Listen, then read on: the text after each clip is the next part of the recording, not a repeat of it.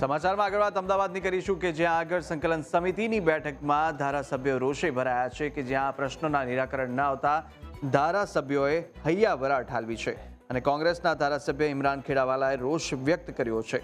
દબાણો દૂર કરવા અંગે ધારાસભ્ય ઇમરાન ખેડાવાલા રોષે ભરાયા હતા। કોંગ્રેસના ધારાસભ્ય ઇમરાન ખેડાવાલા બેઠક છોડીને નીકળી ગયા। દર વખતે સંકલનમાં એકના એક પ્રશ્નોની ચર્ચા થતી હોવાની પણ ફરિયાદ તેઓએ કરી છે અને સાથે ઇમરાન ખેડાવાલાએ સવાલ પણ ઉઠાવ્યો કે જ્યાં પ્રશ્નોનું નિરાકરણ નથી આવતું તો સંકલન બેઠક શા માટે કરવામાં આવે છે, ત્યારે સરકારી જમીનો પર થયેલ દબાણોમાં કાર્યવાહી થતી નથી અને દરેક બેઠકમાં અધિકારીઓ માત્ર આશ્વાસન જ આપતા હોવાનું ઇમરાન ખેડાવાલાએ જણાવ્યું છે।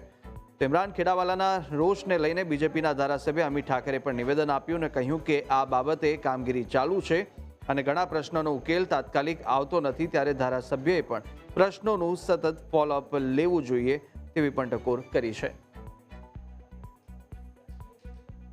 ચાલુ મીટિંગના અંદર મને એવું લાગી રહ્યું છે કે આ મીટિંગના અંદર બેસીને કોઈ મતલબ નથી, એટલે હું ચાલુ મીટિંગ છોડીને આવ્યો।